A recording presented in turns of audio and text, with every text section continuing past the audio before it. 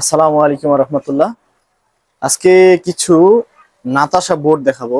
এগুলো হচ্ছে square wave Natasha Indian board. তো এগুলো মূলত যারা ছোট আইপিএস তৈরি করবেন 600 ওয়াট, 500 ওয়াট, 400 ওয়াট তাদের জন্য। তবে এই বোর্ডটাতে আপনার মাইক্রো কন্ট্রোলার আইসি ব্যবহার করা হয়েছে, যেটার কারণে আপনার ব্যাটারি ইনশাল্লাহ সমস্যা হওয়ার কথা না। আর সবচেয়ে বড় বিষয় হলো এখানে 4টা ভিআর ইউজ করা হয়েছে।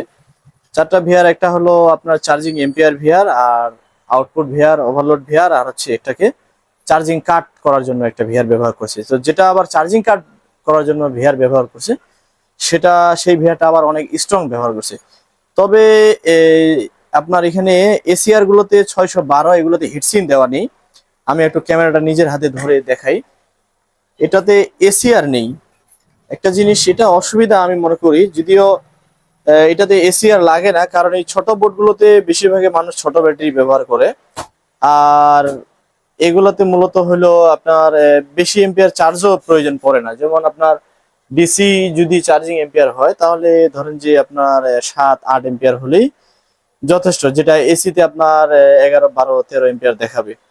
তো আমি মনে করি তারপরে যদি আপনার কারো বেশি চার্জিং প্রয়োজন মনে হয়, তাহলে এগুলোতে দুটো হিটসিন লাগিয়ে দিবেন, পুরাতন ছোট দুটো 78% হিটসিন গুলো লাগিয়ে দিবেন, তাহলে এটা আরো স্ট্রং হবে চার্জিংটা।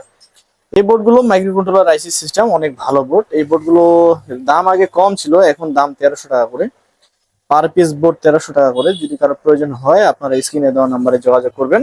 এখানে 4টি ভিআর ব্যবহার করা হয়েছে। আগের বোর্ডগুলোতে 4টি ভিআর ছিল না, 3টি ভিআর ছিল।